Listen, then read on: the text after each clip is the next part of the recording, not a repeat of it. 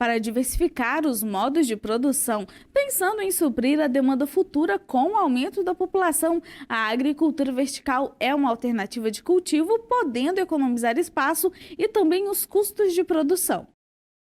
Neste processo, são utilizadas luzes de LED para simular a radiação solar. O sistema é conhecido e aplicado em países da Europa. No Brasil, a tecnologia está sendo aplicada em algumas regiões, em especial no interior de São Paulo, mas ainda não é tão popular.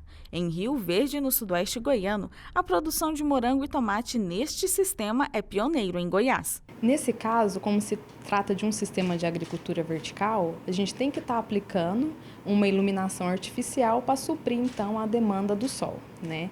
Nesse caso, no cultivo do morango, a gente testa aqui diferentes qualidades de luz para ver qual desses espectros de luz colorido aqui melhor desenvolve a planta, né? Qual espectro melhora o desenvolvimento da planta e também a produção, que é o que é mais visado para o produtor rural, né? É utilizado o sistema de aeroponia, onde a raiz recebe a solução nutritiva. Ela fica armazenada em caixas d'água. Quando acionado, ele distribui o líquido de forma homogênea na planta. O restante é filtrado e volta para o tanque de solução. Por isso, a economia de água pode ser de 95%. Uma vez por semana, os pesquisadores fazem testes para verificar o nível de pH e a condutividade elétrica. Também é feita a esterilização semanalmente, para evitar que patógenos afetem o sistema produtivo. O ambiente protegido impossibilita que pragas ou fatores externos, como o clima, interfiram na produtividade.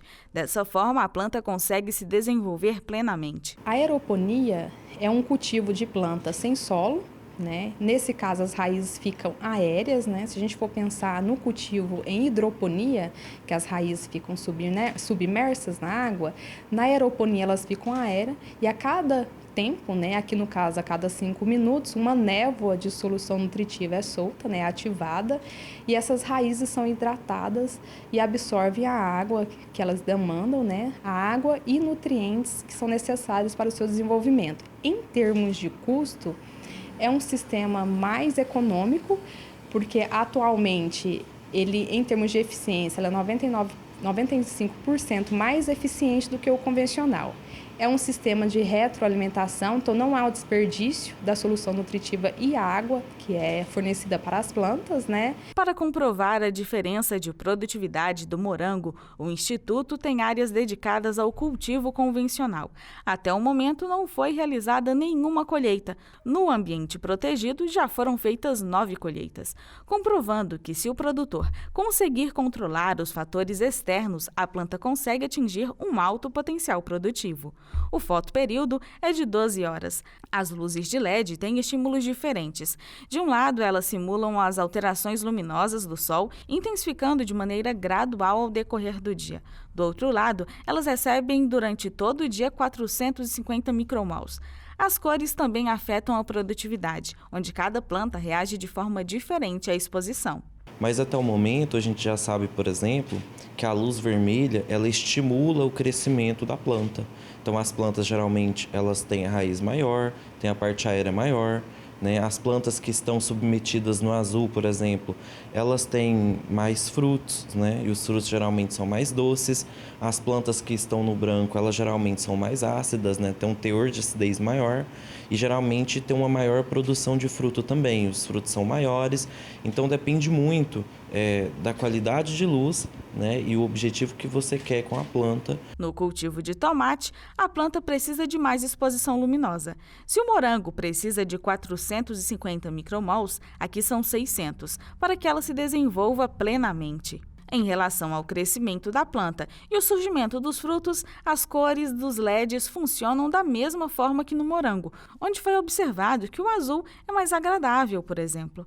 Também é possível continuar usando o sistema se o produtor quiser mudar de cultivo. A RBW, por exemplo, a gente sabe que ela estimula uma produção, né, antecipada desses frutos. Então a gente consegue produzir mais rapidamente que as outras qualidades.